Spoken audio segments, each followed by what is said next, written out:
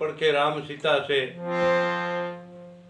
અને જેની પડખે હરામ હોય એને થાક લાગે. તો એક રૂપમાં તમે ન્યાકણે દર્શન ન આપી શકો.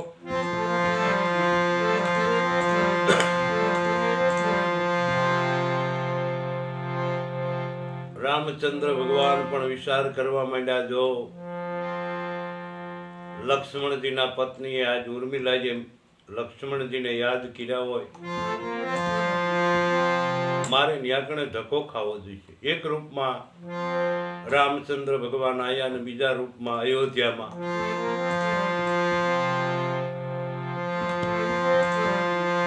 ઉર્મિલા એમને ઊભા છે અડગ. ન્યા જઈ અને રામચંદ્ર ભગવાન એમની સમક્ષ ઉભા રહ્યા સામે. ઉર્મિલાજી આંખનું મટકું મારતા નથી. સામે જોયું તો રામજીના દર્શન થયા. એને એમ કે મને સપનું તો નથી આવ્યું ને. મોઢામાં મુખમાં આંગળી મૂકી, નહીં કે સપનું નથી, સમક્ષ મારી પડખે મારા પાસે રામ આવ્યા છે.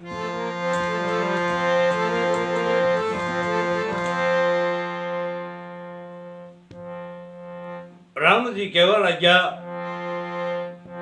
હે ઉર્મિલા,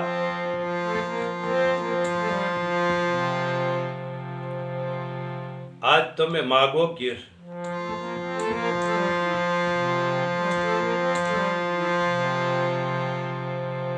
અરે તમે રઘુકુળના પુત્ર વધુ થયા અને જો તમે ન માગો, તમે માગો એ ન આપું તો જરૂર આપીશ. ઉર્મિલા કહેશે, મારે માગવાની કાંઈ જરૂર નથી. નહીં, તમારે આજે માગવું જોઈશે.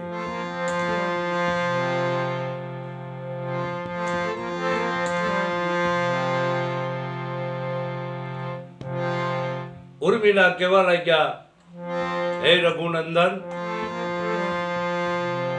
માગવું એ તમે આપજો ને. હા, જરૂર આપીશ. રઘુકુળ રીત સદા સરી આઈ, પ્રાણ જાય પણ વસન ન જાય. હે ઉર્મિલા, આજ માગો તમે.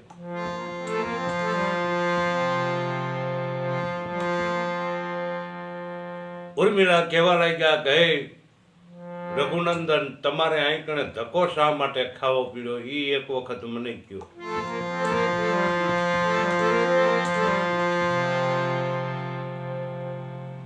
રામચંદ્ર ભગવાન રામજી કહેવા લાગ્યા, હે ઉર્મિલા, કોઈ દિવસ નહીં અને મધરાત્રિનો સમય અને એક સફેદ વસ્ત્ર ધારણ કરી નિંદ્રા દેવી લક્ષ્મણ પાસે આવીને કહેવા લાગ્યા કે હે લક્ષ્મણજી, આજ તમે માગો. 12 વર્ષનો જે કોઈ થાક છે એ તમને ઉતરી જાય છે. એટલે લક્ષ્મણજી કહેવા લાગ્યા, મારી પડખે રામ છે, સીતાજી છે, મને થાક નથી લાગ્યો. હા, હું આંકણે જેવી રીતે જાગરણ કરું છું એવી રીતે મારા પત્ની ઉર્મિલા અયોધ્યાની અંદર અખંડ જાગરણ કરે છે. તમે એની પડખે જાઓ, ત્યાં કણ એની પાસે જાઓ.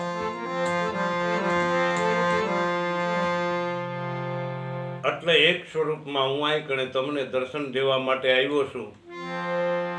એટલે આજ તમે માગો. હું રઘુકુળની પુત્ર વધુ બની મારે કઈ માગવાનું હોય નહીં. તમારે આજે માગવું જોઈએ. એ ઉર્મિલાજી કેવું માગે છે, હે પ્રભુ, હું મારા પતિને આજ યાદ આવી અને આંકણે તમારે ધક્કો ખાવો પડ્યો.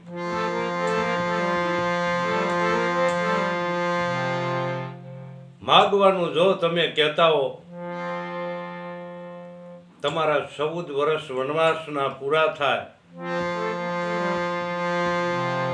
ત્યાં સુધી હું મારા પતિને યાદ ન આવું. રામજી કે અરે ઉર્મિલા, તમે આ શું માંગ્યું?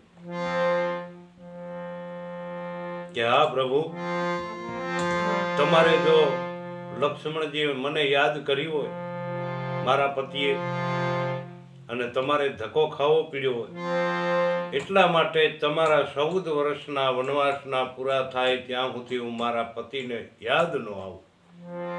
જોઈ લ્યો, આ મર્યાદા પુરુષોત્તમ રઘુકુળ રીત સદા ચલી આઈ, પ્રાણ જાય પણ વસન નો જાય. રામાયણના તમે એક એક પાત્ર જુઓ, મર્યાદા પુરુષોત્તમ બધાય પાત્ર.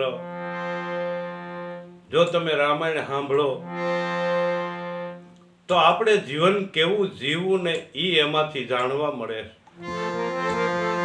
હવે ઈ રામચંદ્ર ભગવાનને 14 વર્ષના વનવાસના પૂરા થયા ત્યાં સુધી ઉર્મિલાને એના પતિ યાદ નતા આવ્યા. આ રઘુકુળની પુત્ર વધુ.